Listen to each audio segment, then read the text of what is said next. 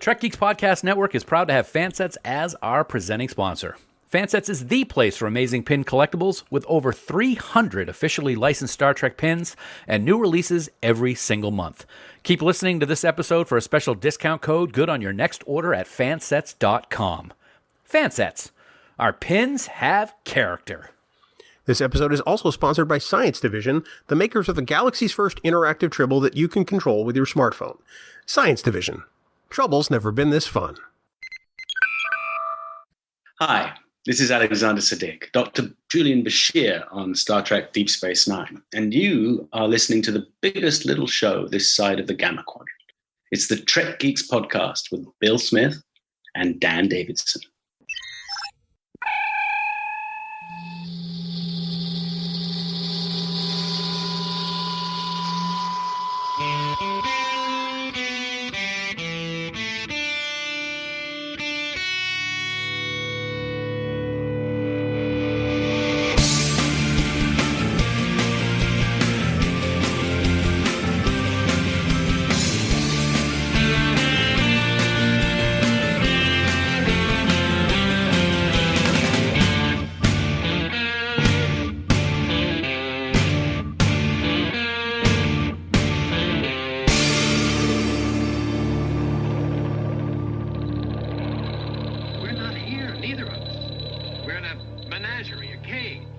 From the way back office at Podfleet Command, it's the biggest little show this side of the Alpha Quadrant and the flagship of the Trek Geeks Podcast Network.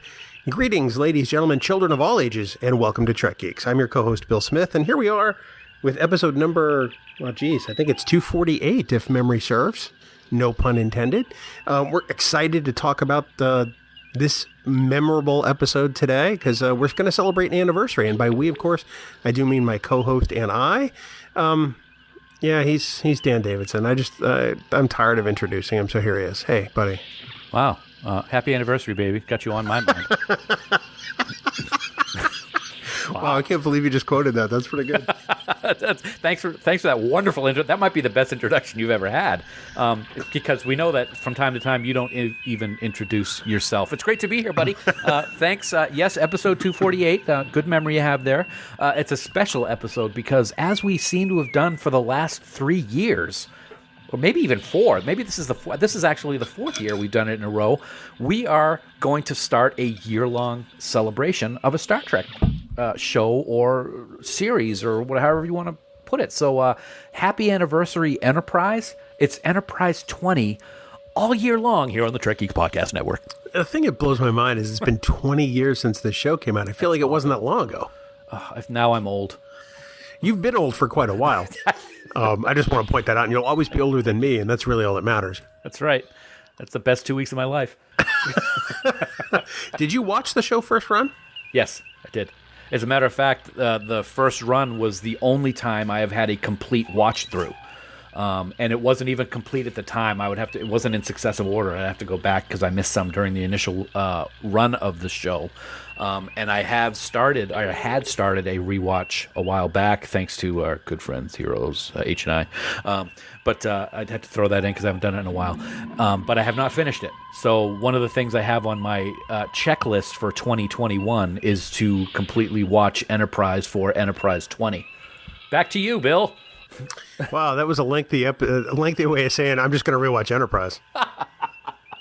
Well, I love the sound of my own voice. Oh, don't I know it? I hate the sound of my own voice, but that's okay. That's amazing, because so do the listeners.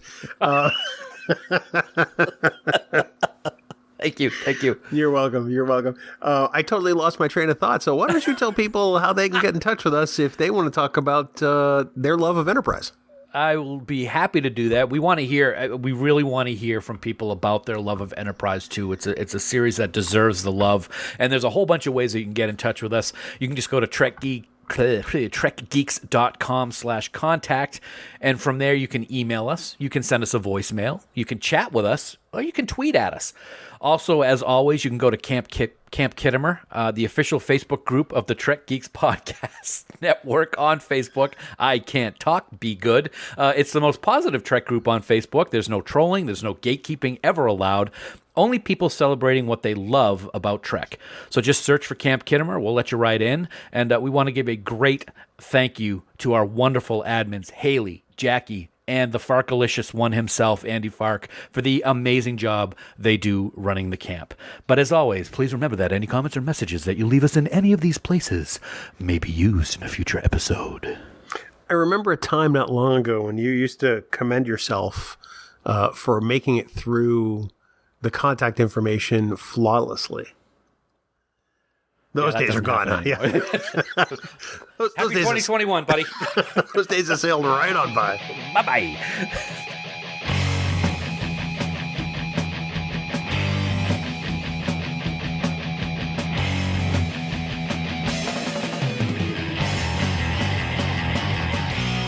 Dan, I think it's fair to say that 2021 is going to be an incredible year for Star Trek and Star Trek merchandise.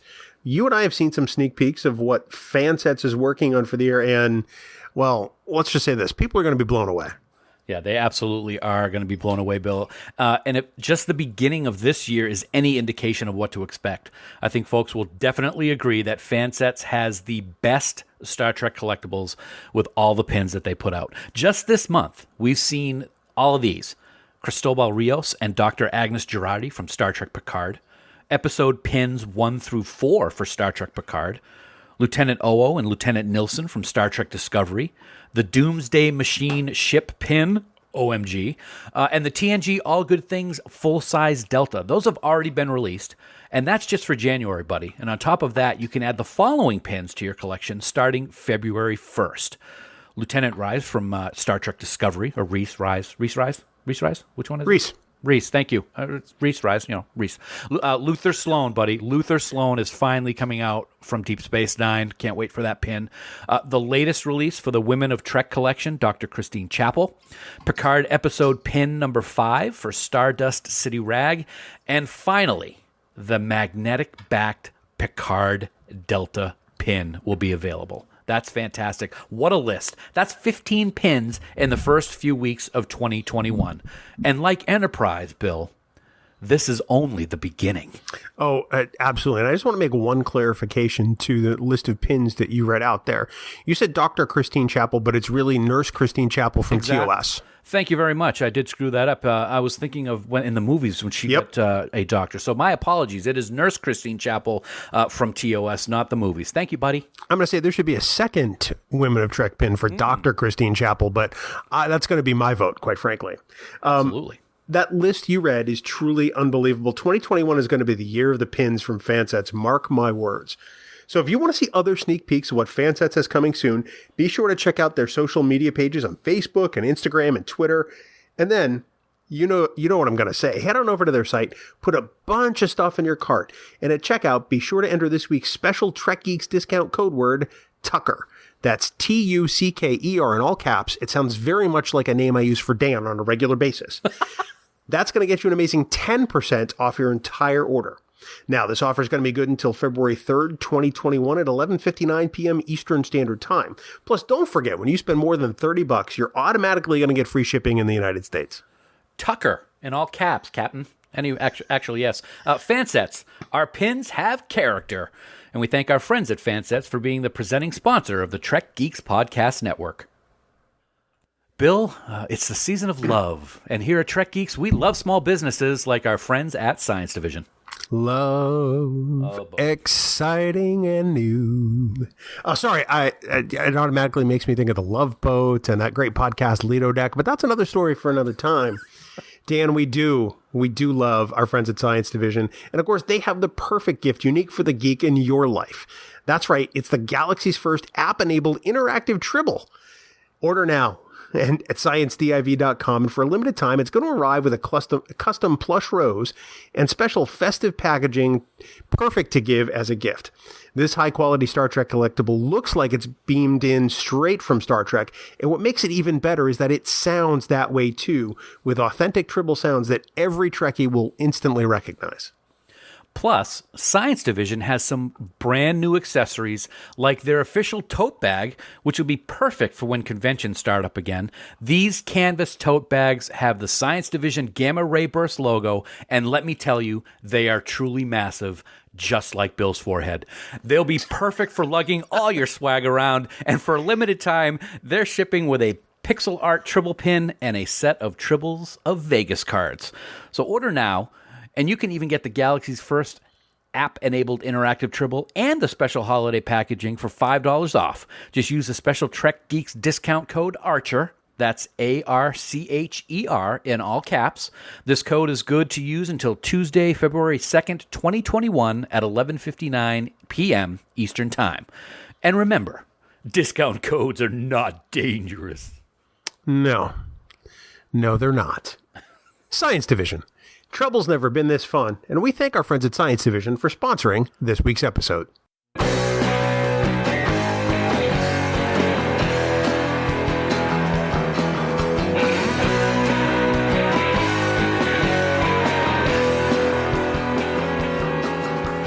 Well, Dan, here we are, 20 years ago this year, which is amazing to believe. Unbelievable.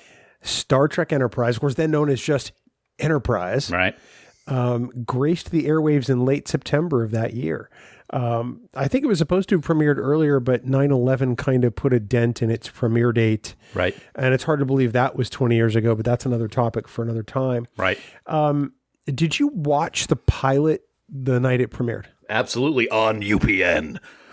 I should say. Yeah. I absolutely did. Yeah, absolutely. I remember being very excited for it, and I did watch it, and I was like, okay, this could be something. Hated the ship, but I have certainly come around on that. But I did not like it. At first, I'm like, that doesn't look like it's supposed to be pre-NCC 1701, so I didn't like it at first. I thought it was a really nice, not really an homage, but sort of a predecessor to what we would come to know as the TOS Enterprise. Oh, I agree 100%. It was a great kind of tribute to it, but it looked way too modern for what we knew. I'm sure we're going to get into that later, but I'm like, okay, it's cool, but it's not right. But we've had that discussion now with Discovery and the look of things and stuff like that. So back then I was a little bit more negative towards it than I was towards stuff with Discovery. But I was fairly impressed with the pilot when it first came out 20 years ago. How did you feel when they announced the premise of it being a prequel series? Because obviously up until that point, we'd had successive series in the next gen era. Mm-hmm. First Next Gen, and then DS9, and then Voyager, and then they decided to back up about 120 years or so, and actually more, close to 200 years, I'm sorry, and then do Enterprise. How did you feel about that decision to set it in a timeline way ahead of TOS? I thought it was odd, but I wasn't upset about it. I know a lot of people were. I just thought it was kind of strange. I'm like, aren't they going to get themselves into a little bit of trouble doing this? But I wasn't like, oh my God, this is going to be a joke. Why are they doing this? I didn't feel that way at all. I just thought it was a little odd, a little different to try to do that. It's like, why are you trying to fill in gaps that aren't really gaps when you think about it? There's gaps between TOS and TNG, but there's no gap between TOS because there wasn't anything before TOS, unless you want to start talking about, early space exploration by NASA or something like that. Well, I think in a sense this was their answer to that. Maybe I'm wrong, but I was kind of on the fence about it. I wasn't sure how well a prequel would work. I had some concerns, but I thought that it was a great area to explore. When they mentioned it was essentially the first deep space starship. Yep. I'm like, okay, that could be cool. See how things occur. See how we get to the Starfleet we know. But I have to admit, the whole time I watched it, I was like, are they going to screw this up? Yeah. And that really was my main concern when it was live from 2001 to 2005 was, are they going to screw this up? What in canon are they going to not pay attention to? And in hindsight, I feel kind of dirty having thought that way because I chastise people for thinking that way about Discovery. Yeah, it's amazing. I didn't have that that strong a feeling about it. Yeah. But you're right. When I've talked to people about Discovery, and they're like, "But it takes place before TOS." I'm like, "Doesn't matter. It's only 10 years before. It's only 10 years before TOS. It's fine. It's not a problem. You're gonna love it. It's great." Whereas you're looking at, I think it's around 100 years actually. The beginning of Enterprise and where TOS is. It wasn't something that was like, this is gonna, people that were, having problems with it. I wasn't agreeing with them. I wasn't disagreeing with them. I'm just like, all right, let's just see how it is.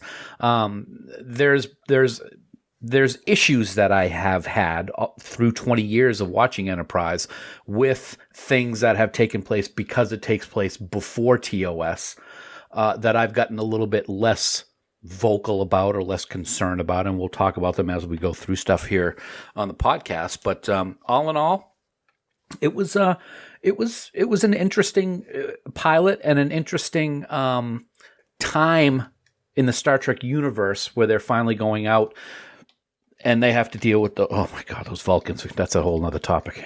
But yeah. Other than that, no strong feelings on the matter at all. Yeah, I might as well say it right now because we just brought it up. I've said this many times. I cannot, if there's one thing that I can't stand about Enterprise, it was how they portrayed the Vulcans during that time frame. I thought it was awful. I could not stand it. And still to this day, I got a lot of problems with it. See, now, I have a theory about this. I've thought about this a lot. This issue actually came up on our Trek Geeks Patreon Discord server not long ago. And I proposed that the Vulcans of Enterprise were just like the Vulcans of TOS. We've modeled our belief of what Vulcans are on Spock, who's not Vulcan. He's half Vulcan and half human, and that permeates some of his personality. But in TOS, look at Sarek. He's a jerk. Look at T'Pau. She's not exactly a pleasant person. Look at T'Pring. She essentially upended her own situation, put Kirk's life on the line simply just to get what she wanted. The Vulcans we meet in TOS are jerks.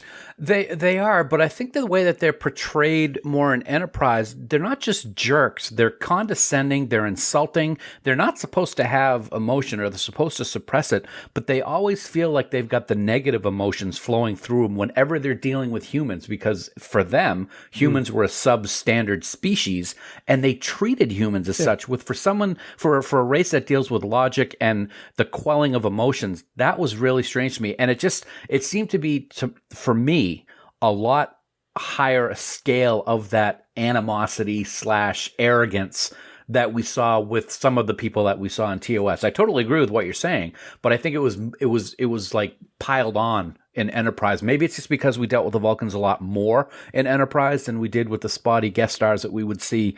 Not spotty guest stars, but guest stars that were spotted throughout the series on TOS. I don't know. Well, I think that that's part of what Enterprise tried to address with like the episode Fusion, for example, where they introduced the people, the Vulcans who are more into like the Spock-like things like mind melds or whatever, the teachings of Surak. They kind of introduce the Vulcans we know in TOS as sort of this offshoot fringe. And I can believe that permeates a good chunk of society by the time we get to TOS. I can believe that Vulcans have had a sea change just as societies all over the planet here have changed over time. Yeah. But I still think that the Vulcans of TOS are just largely pricks. One of the things that I always found was interesting and never agreed with is some people, when I would talk to people back in the day about the way Vulcans were, they were very emotional for a long time, and it's not until they started really following logic that they started to suppress their emotions. And I'm like, no, because that had been going on for millennia, and it's not like they decided to just not be jerks in the 65, 70 years between the end of Enterprise and the beginning of TOS. So that's just not accurate at all. Yeah, no, I agree with you there. Yeah. So we really can't talk about Enterprise being a prequel and when it aired without talking about the use of technology. Mm-hmm. You mentioned before the ship. You weren't exactly sold on the look of the Enterprise itself. I wasn't sold on the look inside the Enterprise. Well, I liked that it looked more industrial. And there were hatchways, there were handrails, which I thought was fantastic. Mm-hmm. The technology, while supposed to look more antiquated than TOS, actually looked more futuristic. And they had flat panel displays on set, which you could buy for a tidy amount in most high-end electronic stores at that time. Absolutely. It's funny that they made for me, the outside of the ship was sexy, and it was futuristic, which was what the problem was for me, was because it didn't look like the gray, battle gray or toned down white of the original NCC 1701 with its bulky nacelles and saucer section and everything like that. And the inside, you're absolutely right. There were switches and dials, but there were flat screens and touch monitors, which was a little off because we never saw that at all 100 years later. But I liked the fact that they tried in other aspects to make it look more antiquated, like the communicators, which looked like they were basically like pieces of electronics that were taken apart and not really put together right again. And the phasers kind of, or their phase pistols, excuse me, only 2 settings. Don't screw them up. So they did try in certain areas, but again, it's hard to have this discussion and not sound like a hypocrite when we have the discussion about Discovery, because we've totally come to the realization and accepted it with Discovery that, the technology that they use in today's world to make a show that takes place in the past of another show, we just have to deal with it because that's the flow of things in our real reality. We didn't do that with Enterprise, or at least I don't think we did. We were like, oh, that shouldn't be like that because it looks too futuristic, and that's just wrong. And it's funny how we've come full circle from not accepting it to accepting it and being okay with it. I think a lot of it has to do with the budget, honestly, because Enterprise was not a huge budget show, not in the way Discovery is. Mm-hmm. And Discovery also is far more cinematic than the Berman era Star Trek was. They were still producing it, on as close to shoestring budgets as they could, given the other expenses they had. And they had to still make things go pretty far. Whereas Discovery just gets money thrown at it practically by comparison. Yeah. Plus, I think that Enterprise went a long way to desensitizing people to that kind of situation. I don't care about it as much with Discovery because I've already gone through it with Enterprise. That's true. That's a very good point. Yeah. One of the things, it's funny that we talk about the way that the inside of the Enterprise looked, and it was more, what was the word you used? Industrial. Industrial. I loved, one of the things that always I thought was great, and I'm surprised that we don't have more bloopers of people, is when you go into quarters, you had to step up over a beam.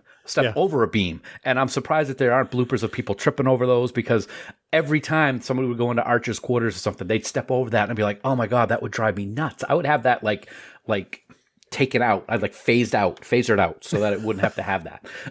because you know me, I'd be falling on my face all the time. Well, but then Porthos would get out. Dogger. I love Porthos. I love the fact that we had a dog in space. We had already had cats, and I was that's fine. And the fact that we got a dog in space that wasn't Spock's dog, right, made me very excited. The Spock unicorn dog. Yeah. I think that for me, and this may be true of you too, I don't know. We haven't talked about this. I think that really the legacy of Star Trek Enterprise is its optimism. People talk about the optimism of Gene Roddenberry's Star Trek and of the Next Generation, and I think it's very different from the optimism of Enterprise. Enterprise tells us that it's okay to make mistakes. That's how we learn. That's how we do things. We're doing this for the first time, and we're not going to be perfect, but we're going to do it the best we can, and we're going to represent Earth and Starfleet to the best of our ability because we want to see what's out there. I think it's an awesome optimism. I think it's carried throughout the entire series, and it's very different from, say, the original series or even Picard and Next Gen. I think it's a very different brand of optimism. I think you're absolutely right. And in addition to the optimism, and it's right from the very beginning, and I'm going to quote Archer. I told you I was going to quote it, and I am going to quote it. Starfleet seems to think that we're ready for our mission. In addition to the optimism of starting this new mission of deep space in the first Warp 5 capable starship from humans, they constantly have to deal with the hurdles of the Vulcans, in particular, thinking of them as a lower race, and they're not ready, and they can't handle it. They're looked down upon, and Archer seems to always have to have that in the back of his mind, especially when he has to ask Vulcans for help, like Ambassador Soval. Yeah. That's always something that they seem to have in their back pocket. Oh, well, we said you weren't ready. Ha, ha, ha. Well, the Vulcans wouldn't really ever say it like that, even though that's exactly what Soval was thinking. But in addition to that optimism, there's also that being held back for as long as they were before they were able to start that mission into deep space. Yeah, it's an optimism that's born out of frustration and necessity to some extent. Exactly. Almost half improvised, half compromised in a way. But I love that it permeates the show the way it does. Mm-hmm. There are times in Enterprise where the stakes are pretty dire. And if they don't come through, Earth kind of hangs in the balance. And I hate using that phrase because it's so cliched, but in the Xindi season, it's actually pretty damn true. Yeah. But it's still the kind of thing that makes you think of these people as pioneers on a frontier, whereas I don't necessarily feel that way about TOS. Absolutely. Look at the example. I can't think of the episode title right now, unfortunately, and I will be honest. I watched all of Enterprise when it was originally run. I didn't watch it every single week that it was on. I sometimes had to go back and, tape and stuff like that. And I have not watched a rewatched in the 20 years. It's one of the things I want to do this year for the anniversary. But there was an episode where you're exactly right. Earth hangs in the balance. And as a matter of fact, they're recalled because of some incident that happens that is made to look like they did it, even though they didn't, where they kind of like torched an entire atmosphere of a planet. Yeah. And so their mission, they were called back and their mission was over. So they had a lot of weight on their shoulders being the first ones out there to also succeed. And when they didn't succeed, everybody started pointing fingers and saying, see, we told you so. Yeah. And I like that episode occurs and that it occurs so early on. Yeah. Because it shows that they made mistakes early on. Mm-hmm. There's not some kind of rule book. It's like Archer says, a dear doctor, I wish there was some kind of directive. Kind of bonk on the head. Johnny, there's not. There's no directive. You got to figure this out on your own, buddy. Yeah. Well, think of it as what did I say in Discovering Trek this week when I closed the show? I used a quote from Archer, and I think it was from the pilot, where he says we're going to stumble and make mistakes, and we're going to learn from those mistakes. That's what being human is all about. That's exactly what Enterprise is all about. And I'm glad you bring that up, that they are going to make those mistakes, but there's still that air of optimism about the show. So let's talk about characters, because every Star Trek series hinges on the crew that we come to know and respect and love in many ways. And it was definitely a very different crew. It was more reminiscent of the original series for sure. Mm-hmm. You've got a captain, you've got a first officer that's not human, and got pointed ears, which is kind of interesting. Even though she's not in Starfleet at this point. Right. Just want to point that out there. Mm-hmm. You got an engineer, you got a doctor, you got a weapons dude, which is kind of interesting. Yeah. You have a helmsman, no navigator, but a helmsman and a communications officer. So I thought that it was a very well balanced crew. I love the casting for all of these roles, I have to say. There were times with some of the other series I'm like, really?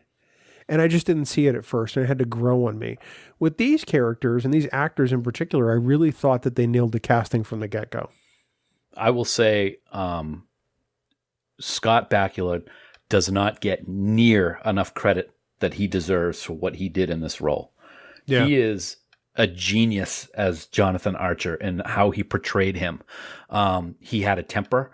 He sometimes let it get the better of him. I've said it before, he had a lot on his shoulders about what was riding on this mission. And I love Bakula in this role. I remember I didn't watch Quantum Leap all the time, but I remember watching him then, and I really enjoyed what he brought to that show when I watched it when I was a lot younger. But when I heard that he was going to be the captain, I was extremely excited. Whereas had no idea who Patrick Stewart was when he was announced. Didn't really know anything about Avery Brooks except he was Hawk, and didn't know anything about Kate Mulgrew with Voyager. So this was one that I'm like, oh yeah, I know this guy. This is going to be awesome. I remember Bakula, obviously, from Quantum Leap. I was skeptical when I heard he was cast at first. I'm like, really? Really? Huh. But then I thought about it. It's like, well, you know what? We got Avery Brooks, who was a known name at the time for Deep Space Nine. We got Kate Mulgrew, who was a known name at the time for the various things that she'd done. And then Bakula. And I'm thinking to myself, all right, Quantum Leap.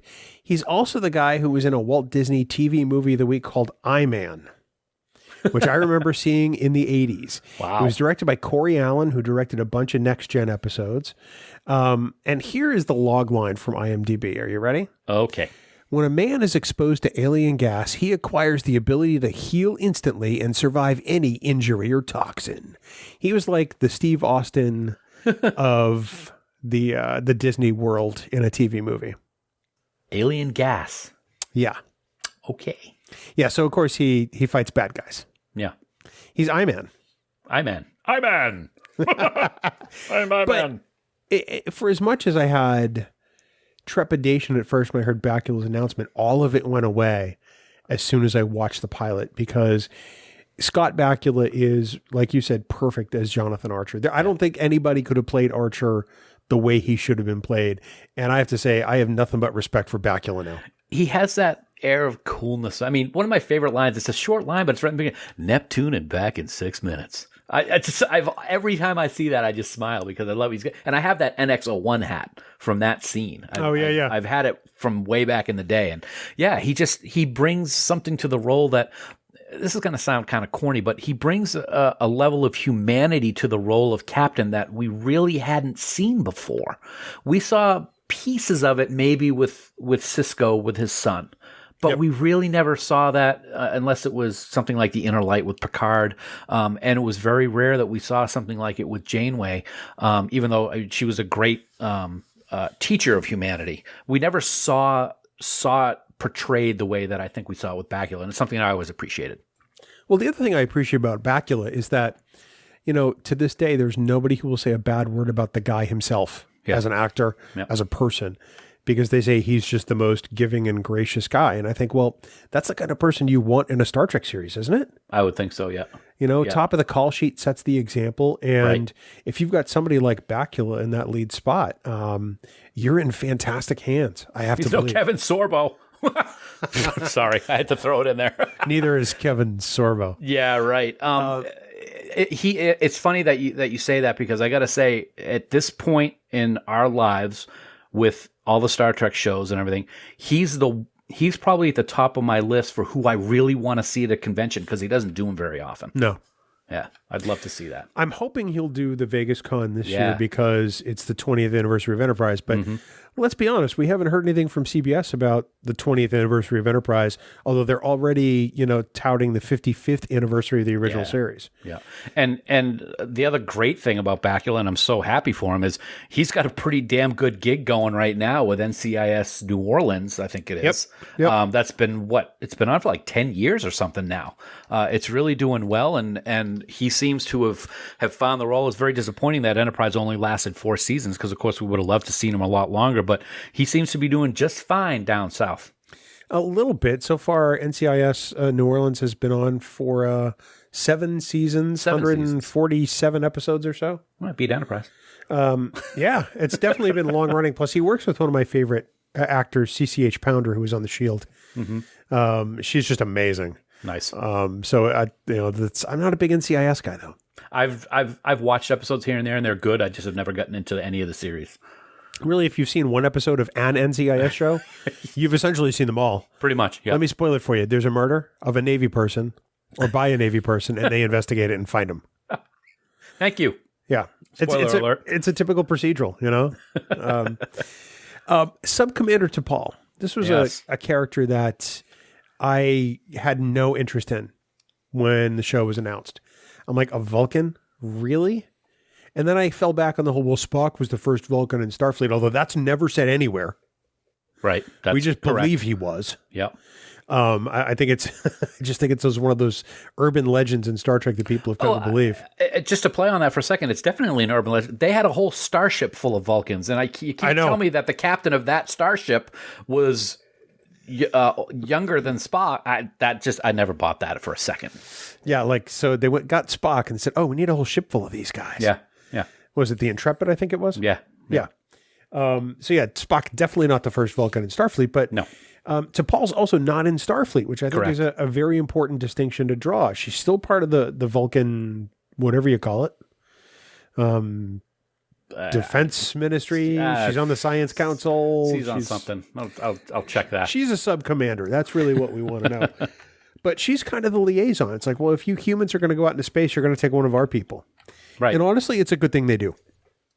You're absolutely. Now she may not like the fact that she's stuck with humans because they smell bad, and she may not think it's the best job that she has. But it was a really good thing that she was put on the ship for the crew's sake, I think, based on the fact that she had knowledge of what was out there, and humans were just flying blind.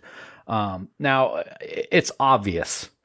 Jolene was cast similarly to Jerry Ryan.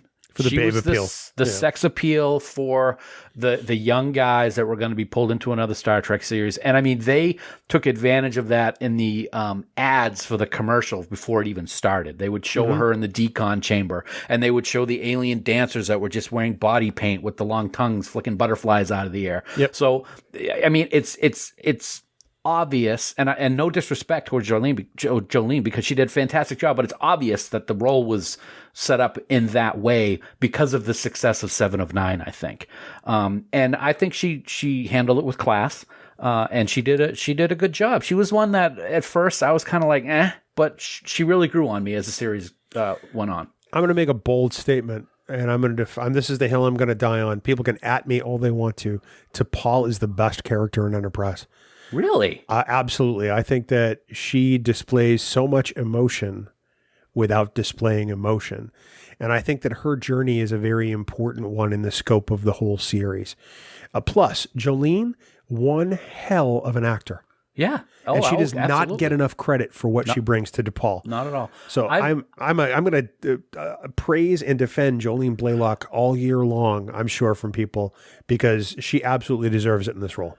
I think that's fantastic they say that. I had not expected you to say that. She's fantastic, absolutely. And you'll remember, I've talked about it before, I didn't like her in the beginning. Yep. I really did grow to appreciate the character.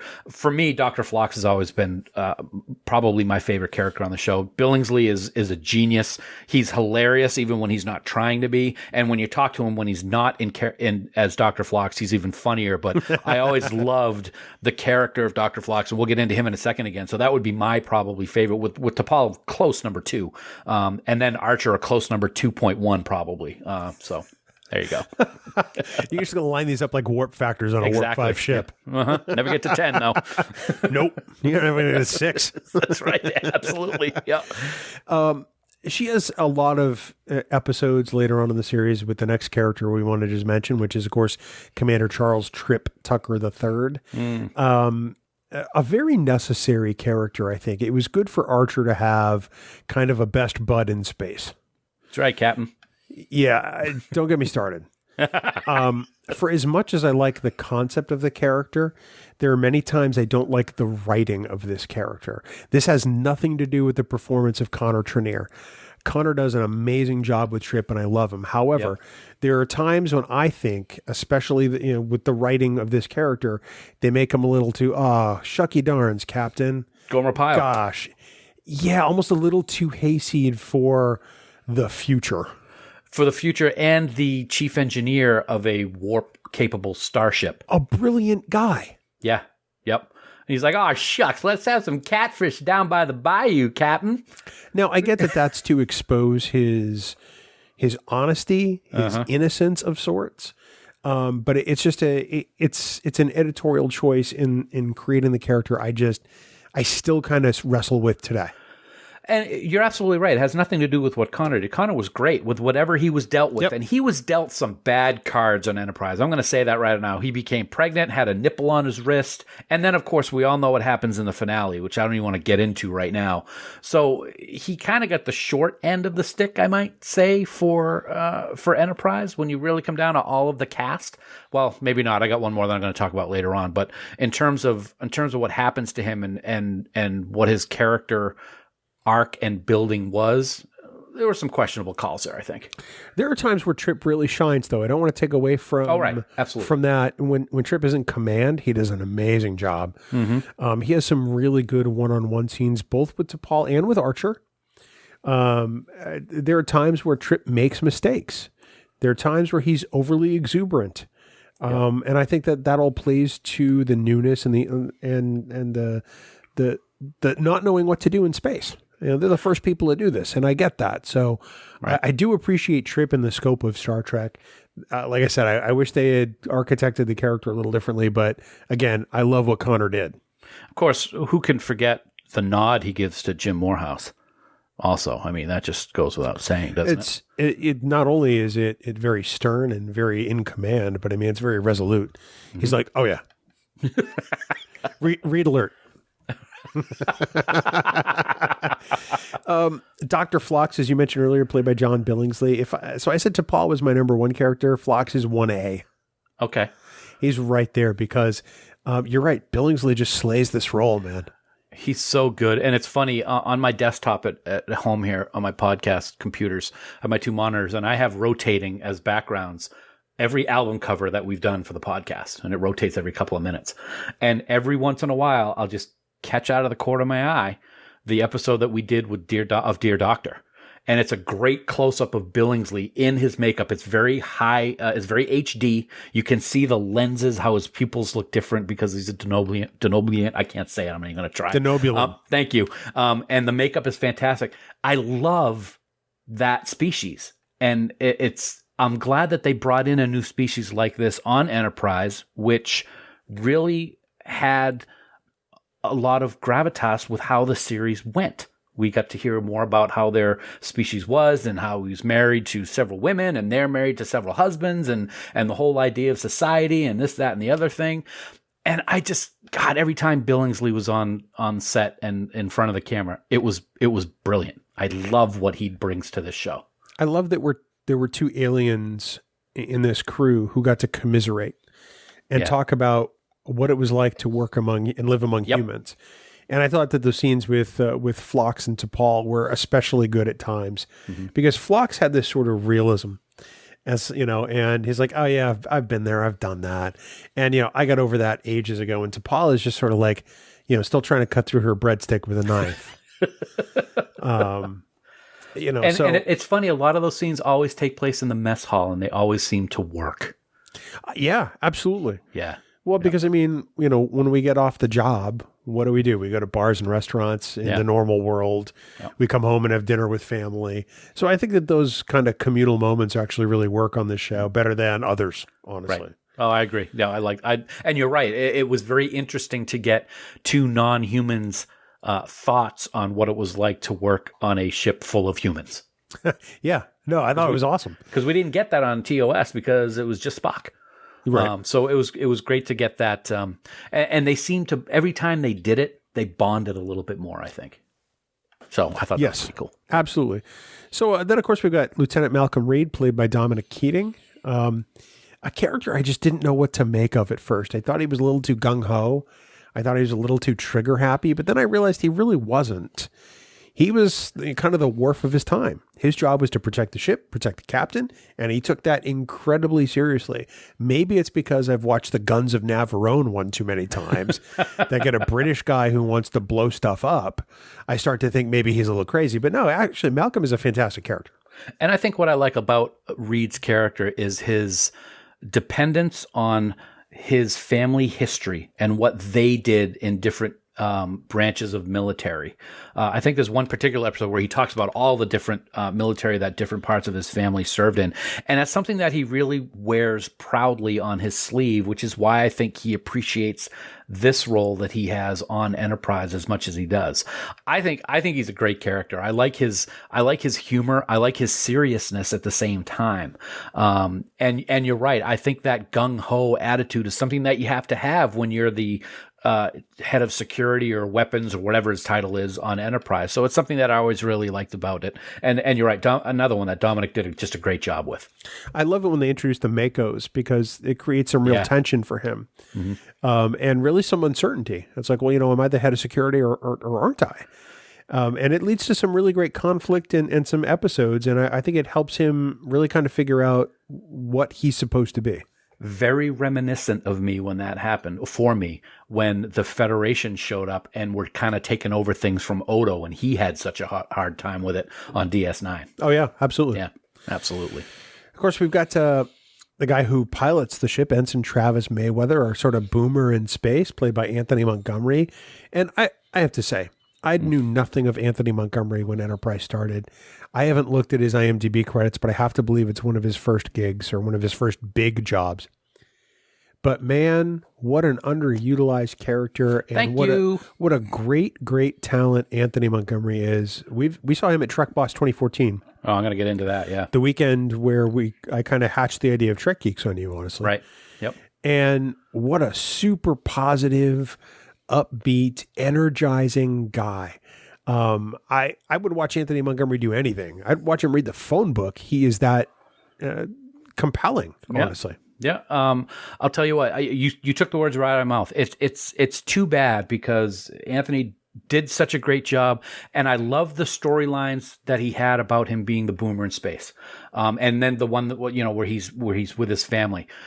So underutilized. And it's aggravating because to me at times it felt like, well, he's the African American of the cast, so we're going to bring him in when we need to. And that bothered me. It may not have been what was happening, but that's how I felt about it sometimes, and it really bugged me. So that was something that he had so much potential for that character and just was never used in my mind. It was very rare that he was. But I got to say, you talked about it a second ago.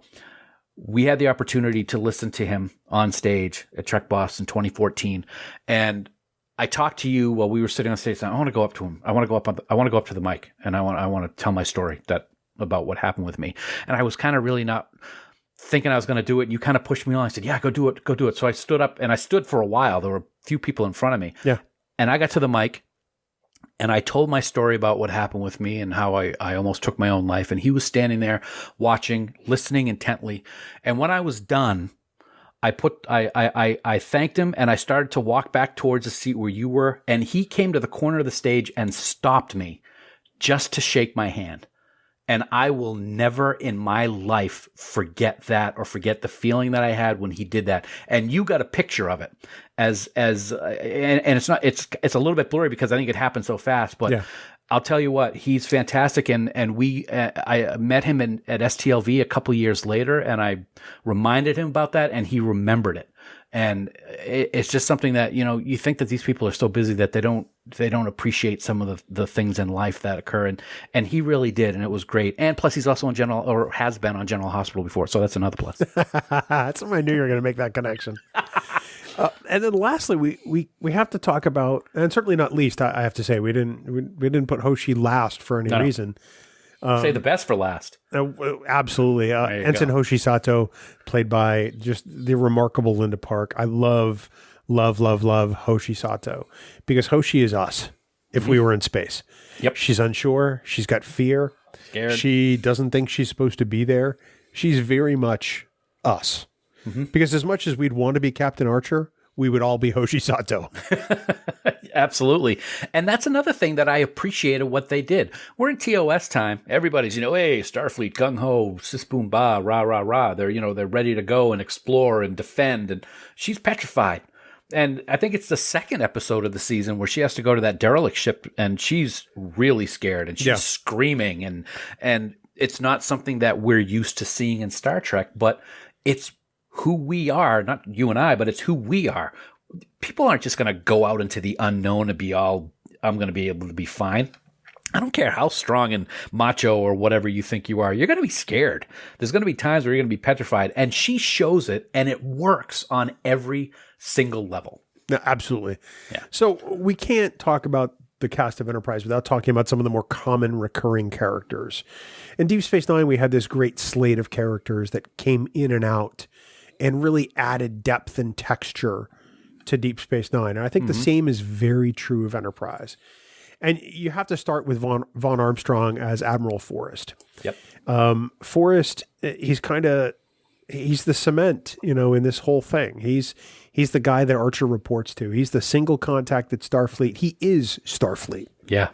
Yep. And, Vaughn has that sort of, that ability to play that role with this sort of disbelief and authority at the same time.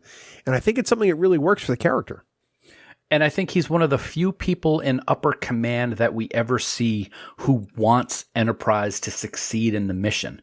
He does everything he possibly can to make sure that they are okay and not, having to deal with the fallback on things. He really puts his neck out on the line a couple of times in order to help protect the crew with what's going on around him. And Vaughn's just fantastic. He's fantastic in every guest appearance he makes over the universe in Star Trek. But as Admiral Forrest, I think it's really a special one. I think we see him more as Admiral Forrest than any other character in Star Trek, and it really plays well. And I gotta say, I love him as Forrest in the Mirror Universe, which we'll get to later. Maybe we will. Of course, there's also Crewman First Class Cutler, played by Kelly Waymeyer, a character we saw a lot of in, I think it was Dear Doctor. Yes. But Kelly Waymeyer departed way too soon. She died in November of 2003 at the age of 36. Wow. I'd seen her in 6 Feet Under. I'd seen her in a couple of other things. When I saw her pop up in Star Trek, I'm like, oh, wow, that's really cool. Yeah. So it's really kind of a bummer that she was taken, far too soon, because it would have been nice to see her go through the entire series. I liked how she had the hots for Phlox. Yeah. But then was fine when he was kind of like, well, I'm married and I'm married to my wife and other wives, and my wives are married to other. That's why I brought that up earlier. But I like how she's like, oh, all right, well, we'll just be friends. Yeah, that was pretty cool. So I'd be like, come on, man, I want to talk to Phlox. I had forgotten that Kelly Waymeyer had also been in the Voyager episode Muse. Oh. Yeah. Yeah, okay. Yeah. Until I looked it up, I'm That's like, right. That's oh, wow. right. Yep. I totally escaped my mind. So everything revolves around. It's not 9 degrees or 6 degrees of Kevin Bacon anymore. No, it's not 6 degrees of Star Trek. Yeah, it really is. It really is. I really wish that there had been more opportunity to grow Cutler as a character. I'm glad they didn't recast the character. Yeah, I agree with that. As much as I think it could have been a really interesting addition permanently to the series, it's a really sad loss. Yeah. Of course, there's Ambassador Saval, played by Gary Graham. Mm-hmm. Kind of our link to Vulcan, if you will. We have T'Pol, but she kind of reports to Saval, and Saval's never been on board with this whole human thing. Never has been, and you can see the disdain that he has, especially at the beginning. But I will say that over the course of the 4 seasons, he softened. He became more emotional. Yeah, a little bit, but more. In a way, he wanted the crew to succeed, although he would never show that up front. You could kind of tell that's how he was hoping. And again, another Mirror Universe tie-in. I love the Saval of the Mirror Universe too. Of course, he had to have a beard because it appears that every Vulcan in the Mirror Universe has to have a beard. I know, right? What's up with that? I don't know what that is all about. I don't get it. And then, of course, you can't talk about recurring characters without talking about the best one in Enterprise. And I did save this one for last on purpose. Yeah. And that's Shran, is played by the remarkable and insanely talented Jeffrey Combs. What can you say about this guy, about this actor, about this character? And I will tell you, when he first appeared on screen in blue with those antennae, oh man, what a happy day. Because everybody who listens to the show knows how I feel about Weyoun. Loved him as Weyoun. Just think he's absolutely fantastic. Loved him as Brunt. But to have him as an Andorian, which we have not seen a lot of Andorians in Star Trek before Enterprise. We only saw him here and there. He just takes that role and runs with it, and it's fantastic. Pink skin. Whoever came up with that term, pink skin, because that's just wonderful. So let's be honest. There are times when you watch Star Trek Discovery where you scream in excitement at your television when something happens that you weren't expecting. Yeah. The first time you saw Jeff Combs as an Andorian, did you scream at your television? I don't remember. I got to be honest. I don't. Knowing you me, probably did. Probably did. But it is one of those. That's how excited I was. So I wouldn't be surprised if I did. But yeah, he is just so great. And even though he's not in a lot of episodes, his backstory, especially later on at the end of the series, is really interesting. He's a great character. For God's sake, they named a starship after him in Discovery. So you know that he was pretty important. And Jeffrey Combs is such a genius. He really is. Absolutely. It really is. So good. So before we start talk about our favorite or personal favorite episodes, we asked our Facebook and Twitter followers about their favorite episodes. And these were some of the responses we got in no particular order. We're not going to talk about these really too in depth because some of them we'll go through during See It or Skip It later this year, or some of these episodes we'll actually do a full-blown Trek Geeks episodes for. So I'm just going to call out some of these and we can go, like Observer Effect.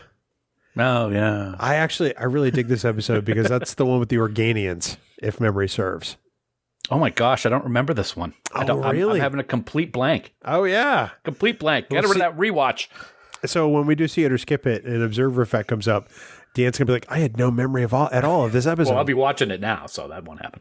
Let me go through the list of some of the others that people named. Sure. There's The Forge. That's a great episode. Regeneration. Yep. The Borg episode, which we talked about here. The Crossing. Yep. Minefield. Fantastic episode. I love that one. Absolutely. Of course, Broken Bow, the pilot, which we've actually already done a Trek Geeks episode on, so we won't be doing that this year. The Andorian Incident, which I think is a landmark episode of that first season. Yep. Well, I was going to skip that one because we're going to talk about it later. Okay. Desert Crossing. Let the host do his job. I'm sorry. I was reading copy and I should have kept my mouth. I thought I was on mute, to be perfectly honest with you. No, it's because you're an idiot. I'm completely lying. The Communicator, which I think is a really fun episode. Cogenitor. I really like that episode. That is a good episode. I know people who hate this episode. No, I think it's a good one. I like it. I also know people who hate First Flight. That's the one with A.G. Robinson. Oh, no, I like that one. I love that episode. Yeah, that's a good episode. Yeah. Wow. Stormfront. Fantastic episode. Fantastic episode. Is that the one with the P-51s? Yeah. Yeah, that's a good episode. Awakening, Kirshara, Affliction, Azadi Prime. That's a great one. I love Azadi Prime. Yep. E2, which is, I like that episode a great deal. Phenomenal episode. An episode you might have an interest in A Mirror Darkly. A little bit. So were you stunned the first time they did when they did the Mirror Universe episode? Oh, yeah. Oh, I was a kid in a candy store, baby. And then they had the Gorn, and it kind of all went to crap. And the deck plating. Yeah. Anyway, I thought the sets looked amazing, though. They did. Oh my God. And the way that we'll get into it, but the way they tied it in to the Defiant and the Tholian web was ingenious, and it was just awesome. We will do an episode on In a Mirror Darkly this year. Yeah, we will. Well, in that case, now we're not, so screw you. Carbon Creek, which we've talked about on Trek Geeks before. Fantastic. Dead Stop. Yep. But I have to go back to Similitude. Yeah. Which I know is you've got on your list of some of your personal favorites. We'll talk about some of yours in a minute, but what is it you like about Similitude? It's the Tuvix of Enterprise. You really think so? I really do. I mean, they grow another trip so that they can use him to save the real trip and let that one die. That's what it comes down to. I mean, it's that cut and dry. We're gonna have this creation so that we can use parts of him to fix the real guy. And he's gonna die, but that's okay because we're gonna save the other guy. It's Tuvix in Enterprise. I've never looked at it as the Tuvix of Enterprise, and that's only because there's no dilemma. They knew they were gonna kill. They knew they were gonna kill him from the get-go. But they make it a dilemma because people start to feel for him. Yeah, see, I never bought that though. Okay. As much as I liked the episode, I never thought it was. Huh. That's interesting. Well, plus, I mean, Tuvix straight up gets murdered. Well, yeah. Sim kind of sacrifices himself because he doesn't want to. Yeah. But he knows what the end game is, and he kind of does it willingly. But let me ask you: if he didn't do it willingly, would it have ended up being like Tuvix? I think to some extent, because I think the murder aspect, Janeway's decision, is what makes Tuvix. Yeah. Interesting. That's a good comparison. What others do you have in your personal favorite list? Well, I got to tell you, we already talked about the Andorian incident. Thank you, Jeffrey Combs, because there are aspects of that story which are a little okay. It's the Vulcans and their history, and they're this advanced race, but they still have all these dust-filled rooms filled with old tiki torches and stuff like that. But Jeff Combs just does it great, and you get to finally see this headbutting between the Vulcans and the Andorians, which is great. It may be controversial to love this one as much as I do, but we said it a minute ago. Regeneration is a great episode. I love how they tied it into First Contact the way they did. And they were able to keep the Borg secret by the way that everything was done. And they even had a little tease at the end when Archer said that it would take something like 200 years, or I forget the years it would take for the signal to get to where it was sent. So we know that they're coming back, which, that's the time frame for the next generation. I thought that was pretty good. Carbon Creek is fantastic. We did a whole episode on Trek Geeks, which is great. The Augments arc, which we just recently talked about, is really great. I had not watched that one since it originally aired, or those three, I should say, and I really had fun with them when I watched them for our talk of it on the podcast a few months ago. I have to agree with all of those, although personally I have one favorite episode in Enterprise. Me too. There are plenty that I like. There are plenty that I love, but there's only one that I think hands down is the best by far, and it's Twilight. Yep. I think that it is Enterprise's City on the Edge of Forever. It's the episode that stands that head and shoulders above everything else. Dare I say that for me, it's better than Sitting on the Edge of Forever? Oh, I'll say that too, because I think as far as in the scope of that series, whereas many people hold up City on the Edge as TOS's finest episode, I think that it's Twilight for Enterprise. Yeah, I mean, it'd be nice if we each had a different favorite to talk about, but there's no discussion. Twilight is by far my favorite episode of Enterprise. It's unbelievably written. The storyline, even though it's a reset button episode, it doesn't matter because the story, the writing, and the acting, especially with Bakula and Jolene, is 10 out of 10 stars. It's just fantastic. I love every aspect about that episode. Both Bakula and Blaylock act the hell out of that episode. Yep. And it's amazing to watch every time. I'm never disappointed by it. Nope, not at all. So Dan, all throughout 2021, we'll be looking at Enterprise on and off, kind of like we did with the other anniversary years. And of course, we got some See It or Skip It's coming. We got 4 of those queued up throughout the year. Nice. And all kinds of things that we're going to look at. Hopefully some special guests in the future to talk about Enterprise. But I'm looking forward to celebrating this show all year long, man, because it's a show that I think just becomes more and more loved as time goes on.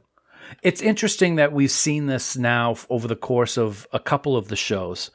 Deep Space Nine never got the love that it should have gotten from the vast majority of fans when it was originally run. And now most people consider it their favorite Star Trek series, you and I included, but it's been our favorite since it originally aired.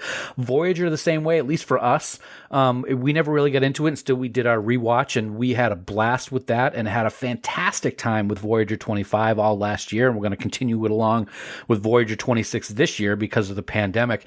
And it's about time that Enterprise gets the recognition that it deserves. So with this 20th anniversary, 20 years, my God, with this 20th anniversary of Enterprise, I really hope that not only us as podcasters and as fans, but our listeners and all of Star Trek fans around the globe start to really give it the love that it deserves. I think that's starting already a little bit when you see things on Twitter and stuff about Enterprise. I'm really looking forward to the entire anniversary year, and I really hope that the folks at StarTrek.com and CBS really do some special things for this show, for the cast, and for all the people that made it a reality for those 4 seasons. 100% agree. Here's to the coming year and celebrating this fantastic Star Trek. I'm looking forward to it. I gotta say, it's been a long road. Anyway, it's been a long road. There you go. Go, buddy. Sing it. Sing that song. No, because Spotify will yank us off the platform. True. Dan, the other thing we're not going to sing is the music of 5 Year Mission, because that's landed us into hot water before, or you specifically. Wow. As we learned in the outtakes special or the Farkism special from this past year. That's right. But we want to thank 5 Year Mission for letting us use their music all across the Trek Geeks Podcast Network and here on the flagship. Year 1, year 2, year 3, year 4, Spock's Brain, Trouble With Tribbles, and someday year 5. We want you to go out to 5yearmission.net, get all those albums. Become a huge fan of this band because you and I are ourselves, and we pretty much listen to them all the time. All the time. You'll hear 5 Year Mission probably in every single show on the Trek Geeks Podcast Network, including some podcast called 5 Year Mission, the podcast. It's pretty amazing. It's amazing. I don't know how they come up with that name, but it's pretty They good. are smart. They make things go. But you know what, Bill? You know what I got to say? Oh, God. War is hell. The Dominion is relentless. And people don't realize what it's like to be on the front lines until this episode. Sisko and the crew fight a brutal ground battle against the Jem'Hadar to maintain an essential band concert outpost. All the death, all the suffering, Bill. And Nog loses a leg, but the Federation holds, and 5-year mission music can still be heard throughout the quadrant. But was it really all worth it? You'll have to make up your own mind when you watch The Siege of F.A. Arc 558. What the hell is wrong with you? So I had this grandiose dream, and maybe it was more of a nightmare at this point, that in 2021 you would elevate these Farkisms to a new level where they might actually be good. I see now that I must have been drunk. Well, I don't want to take all the blame for this, because I will say, and you know, because you were part of the chat, this idea of this particular title was from our friend Chris Trabuzio. And he gave me the idea. He planted that seed, so to speak. So wait, you're going to throw Tribs under the bus because you actually wrote this? Oh, no, I'm not throwing him under the bus. He came up with the idea, and I wrote the whatever it is you want to call it that I wrote. But it's an important episode. F.A. Arc 558. Let's call it piece of crap is what you wrote. Wow. But, you see, you immediately pointing out that, he came up with the idea is really just the soft way of throwing somebody else under the bus. Hey, Tribs, you know what, buddy? I thought it was a fantastic idea. Don't listen to this guy. I mean, hey, the people wanted an entire episode of Farkisms. I'm just going to say that. Tribs came up with this great idea after he really didn't have a good idea, but then he came up with this one. Wow. And I loved it. And I actually said, I'm going to use that one this week. And I did. And I'm giving him the credit because he deserves the credit because it's a great one, Tribs. You deserve it. 5-year mission. Go out and get all their music. Buy their albums, yo. That's not what you said off mic. That's amazing. Of course, don't forget you too can support the Trek Geeks Podcast Network by subscribing to us on Patreon, where you can get all kinds of exclusive perks. Yeah, that's right. Actually, I'm still kind of upset about the Tribs thing. Get over it. I will. I'll get it. Don't worry. I will. Yeah, become a patron. It's just great stuff. You're going to get an annual supporters pin. We had a great batch of shirts this past year, which people are loving, and they're showing them off on Twitter. There's just a whole lot of other perks, and there could be some new perks this year too, Bill. In case you didn't read the memo, but we want to take up. Well, okay. Yeah. Okay. We want to take a moment right now to thank our associate producers for Trek Geeks. We are so very grateful for their support. And they are Dave Andrews, Vikram Bhatt, Luke Burnham, Brad DeMag, William Edward M. Jr., Brandon Everidge, Andy Fark, Kimberly Francis, Jonathan Hamilton, Brooke Horton, Ryan Jeffs, John Krikorian, Sean Lynn, Rick Mason, Jamie McGregor, Aaron Mollenkoff, Shane Murray, Tim Robertson, Greg Rozier, Eric Sakian, Adam Sanders, Blake Strike, Tim Serdar, Heather Sohn, Lisa Tomlinson, Jessica Dax Vincent, Trey Romack, Ron Robel, and the gracious and wonderful Conrad Hutchins. We also want to thank our Trek Geeks producers for their support. They are Mike Bovia, Chaz Bradshaw, Ken Bird, Kyle Castillo, Peter Craig, Craig Ewing. Gotcha. All right, so spoiler alert. When each of us are reading a list of names, we try to distract the other one.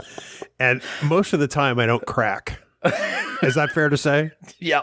This time I cracked. You cracked. I'm sorry. Craig Ewing, Al Godwin, Jackie and Chris Hackney, Kimberly Hartman, David Hood, Tony Lambast, Lionel Marchand, Matt McGonigal, Jim McMahon, Charlie Mulvey, Sean O'Halloran, Jamie Rogers, Casey Shafsky, Chris Trabuzio, Ken Tripp, Christina Werther, and the lovely and talented Jess Vashon. You too can become a producer on the Trek Geeks Network, and it is so easy to do. Head on over to patreon.com/TrekGeeks for all the details. Dan, during the month of February, we'll be featuring other amazing Trekkies and Trekkers on the podcast. And next week, we kick that off with an amazing group of women. Dude, I am so excited. Indeed, we will. In February, Trek Geeks will be hosted by other amazing individuals because we truly think their voices deserve to be heard. Each week, we'll feature African-American podcasters and content creators from our Star Trek fandom as they host Trek Geeks. We kick it off next week with our friends, the Sci-Fi Sisters, as they examine and celebrate the importance and the legacy of both Uhura and the legendary icon herself, Nichelle Nichols. And it all starts next week on Trek Geeks, the flagship of the Trek Geeks Podcast Network. I am so looking forward to this next 4 weeks. We have some great people lined up to host Trek Geeks. Dan and I will still be here in a limited capacity introducing the show and sort of doing the handoff to the content. But we really hope that you'll tune in for these very important episodes highlighting these wonderfully knowledgeable and just gifted and positive fans. Yeah. Because that's really what we want to do next month is introduce everybody to these people, because you know what, there are so many great Trekkies out there, and we have an embarrassment of riches in that regard as a fandom. So that's next week on Trek Geeks. For more great Star Trek discussion, please check out the other member podcasts of the Trek Geeks Podcast Network. In addition to Rewind and Politrek's 5-Year Mission, Infinite Trek, and Deep Space Pride, you can now hear the latest podcast of the network, The Divine Treasury, a Star Trek collectibles podcast with Jamie Rogers and Mike Bovia. Of course, you can find all our podcasts, including where to listen, by visiting trekgeeks.com/listen. Can't be any truer than this. The Trek Geeks Podcast Network. No one talks Trek like we do. And of course, for all the news on all the Star Trek CO, please visit our great friends at treknews.net. For now, this has been episode number 248 of the Trek Geeks Podcast. We do hope you all live long and prosper. Starfleet seems to think that we're ready for our coconut, Bill. Starfleet's got another thing coming. Music for Trek Geeks is provided by 5-Year Mission. They're writing an original song for each episode of Star Trek. Hear more of their music at 5yearmission.net. Trek Geeks is a production of Coconut Media Works. Executive producers Bill Smith and Dan Davidson. For more great Star Trek discussion, discover the other shows of the Trek Geeks Podcast Network at trekgeeks.com, or find us in Apple Podcasts, Spotify, or your favorite podcast app.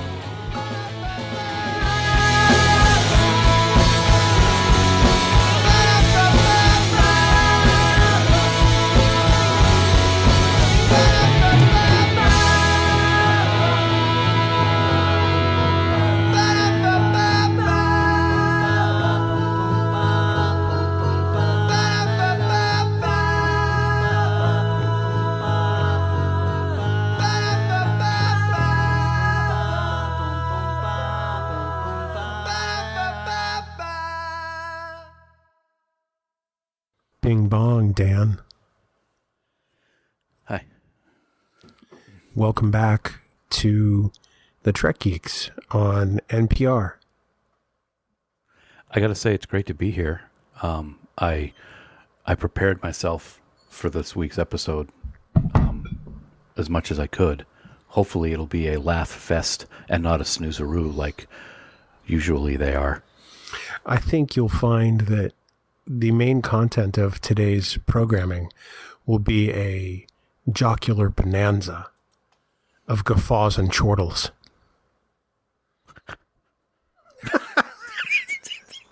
Wow. I don't know why I decided to start with Trek NPR. I don't even know what those words are. I know the chortles and guffaws, but I don't know. You don't know anything. I don't. I don't. I do know that I love podcasting with you every week. I do know that. I'm very sure of it. I just said you don't know anything. My wife comes up the stairs, opens the door, and goes, "Jon Snow." And shakes her head. Wow. Deep cut. Yeah. So I think this makes you Jon Snow. Winter's coming. Dan Snow, she says. Dan Snow. I like that. Okay. Dan Snow nothing. That's what he ought to call. Dan Snow's nothing. Yeah, bad birdie on. See, what's funny is sometimes I intermix Cyrano Jones with Ben the Whale from Rudolph's Shiny New Year because he laughs like Cyrano Jones. He's like, I watched Rudolph's Shiny New Year once the year it came out, and never again because it's terrible. The night is funny. It's me, Bodkins. Rudolph. Anyway. Wow. You know, it is the new year, so it's valid. But no, it's really. We're almost a month into the new year. It's still new. Everything's new to you. Everything's new. It's a new day.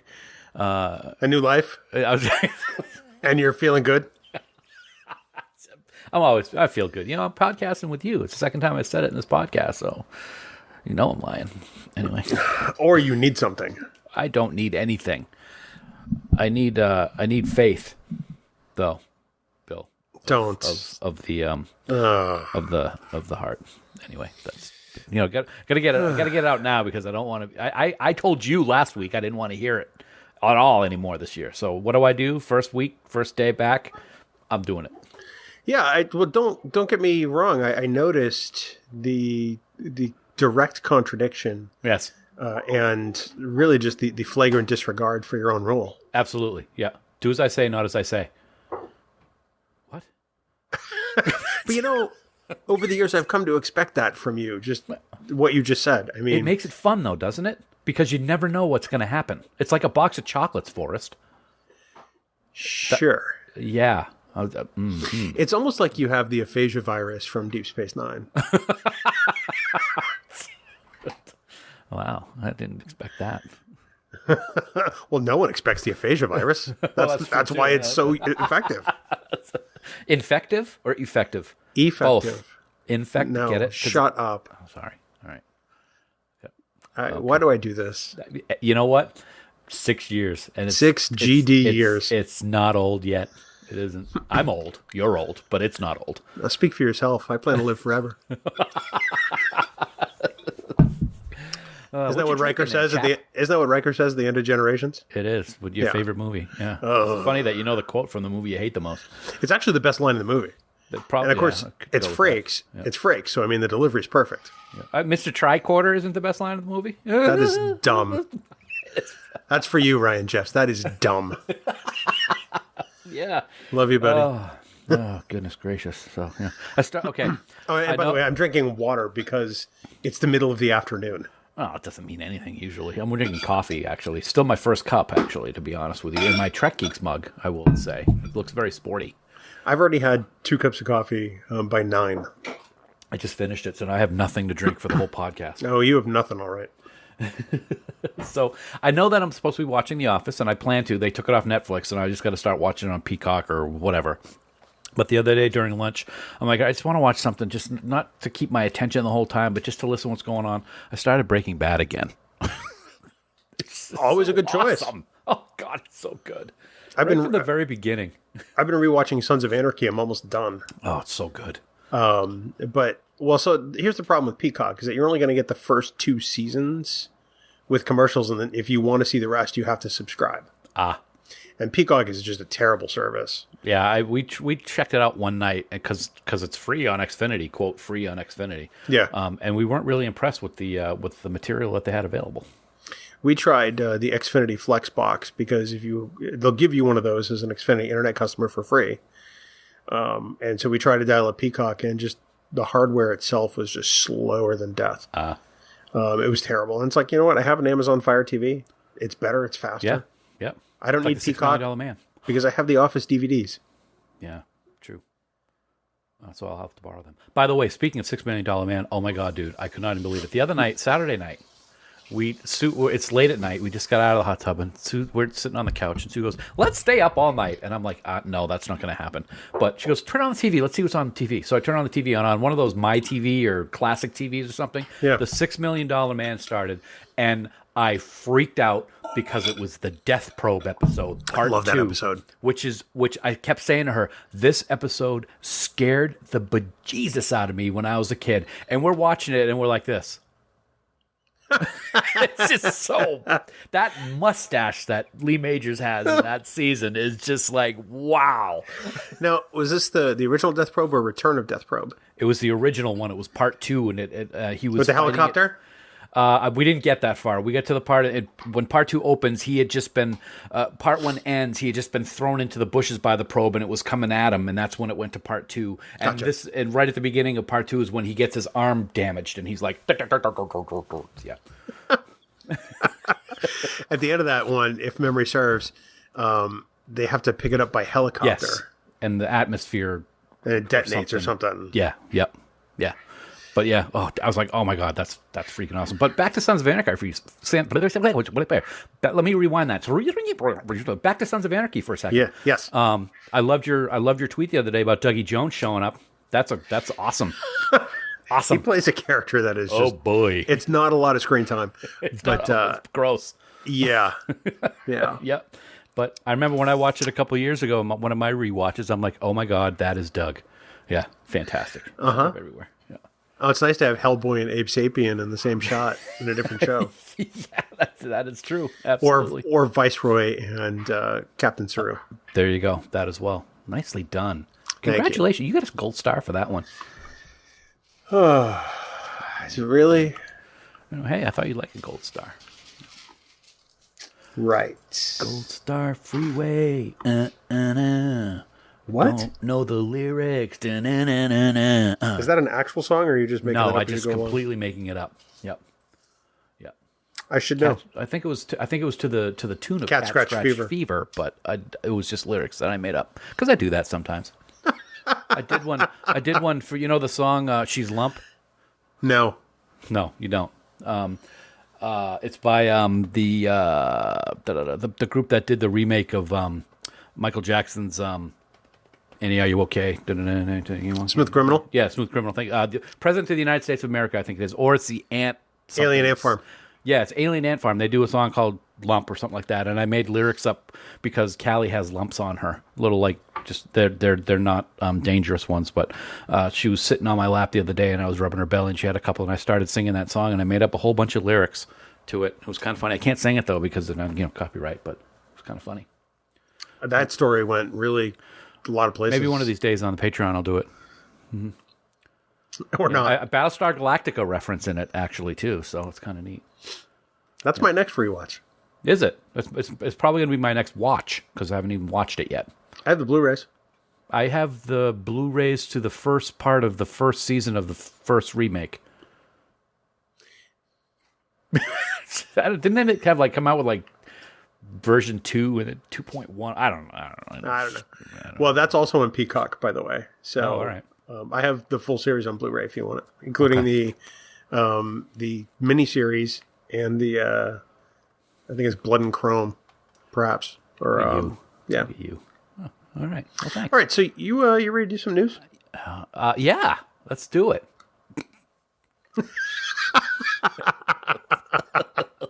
Oh boy. 9 minutes and 55 seconds of utter nothing.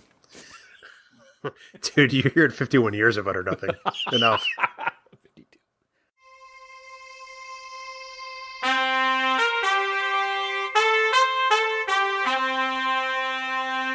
Coconut.